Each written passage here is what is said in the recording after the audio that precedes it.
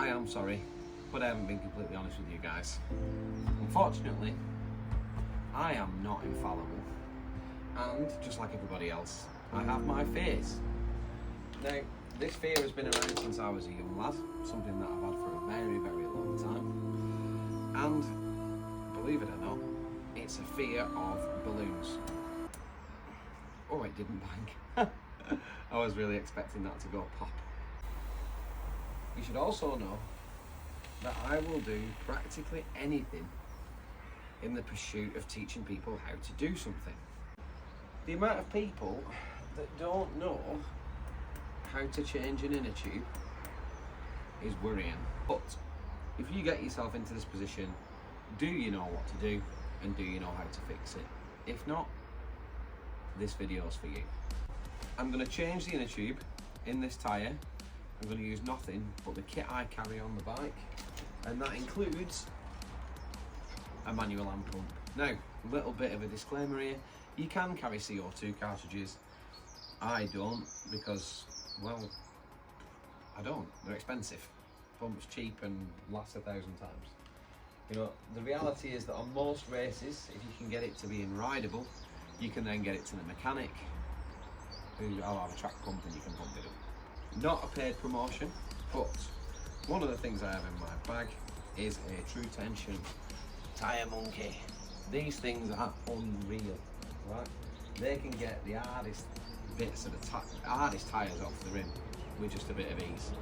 So, first thing you're going to do, you want to get the tyre off obviously, and you want to go opposite the valve, because that's the easiest place to start. Yeah? What we're going to do is we're going to pull the tyre over as far as we can and push this way down inside the tyre, and we're trying to get it under the rim of the tyre. You'll see there I've got it, and then I'm going to pull it over and it'll lock into place like that. Right, what we're going to do then is start to manoeuvre it. Yeah, push away from you, and as you push away you will see that the tyre is going to start to come off. Now, once we're at this stage there, that tyre's off and that tube's exposed inside, right? Little bit of a tip here, right? You need to then take it all the way off, right? Go to the opposite side of the rim again and feed it off round the back like that. You'll just have to pull it and give it a bit of force and it'll come, yeah? Some don't take it all the way off, some you can do it by just feeding it through. I think it's easier, personally. Right, get it off and get it out of the way. Right? Next thing you're gonna do, now if you're on a race, right, you're gonna pull that out and you're gonna fold it up as small as you can and stick it back in your bag. Right, swap it for your good tube. The reason to keep hold of it is because if you get another puncture in the race, you can always fix this one.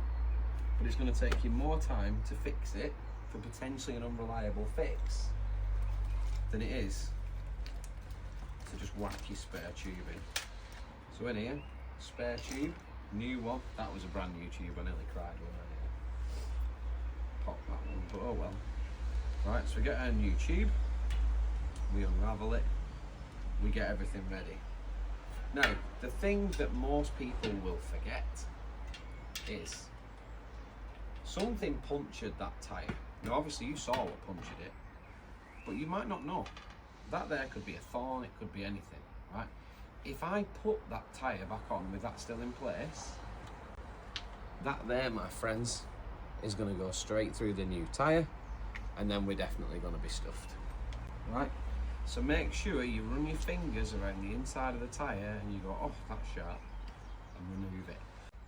You want the inside of that tyre to be perfectly smooth with nothing to bite on when you replace it, right? So, what we're going to do next, right? I don't know why I put that in there, right, is we are going to slide this over the rim, like that, and feed it on from one side. Doesn't matter which, just feed it on. you'll feel it. It's easy enough. That's it. It's on. Yeah, it's not the same as putting it on the other way. Then you find where the hole is to go through. Pull it straight over like that. And what you're going to do then is feed that through the hole until it comes through the other side. Yeah? What you do need to do at this stage, and a bit of a recommendation here, is lift that tyre over that bit that you've just put in and make sure that it's not twisted. At that point there, you can then just put just a little bit of air in this tyre. Now I'm not going to lie, you are going to look like an idiot trying to pump it up with one of these pumps. Oh. But at the same time, if you're in the middle of nowhere with nothing, it's going to get the job done. You're then going to feed that through and round the inside of the tyre, up into it. The goal here is to make sure, the goal is here to make sure that you've got absolutely no kinks in that tube before you start feeding it on. You're pushing it back on like this. Yeah? But you want to make sure that you're not, as you're feeding it round, catching the tube.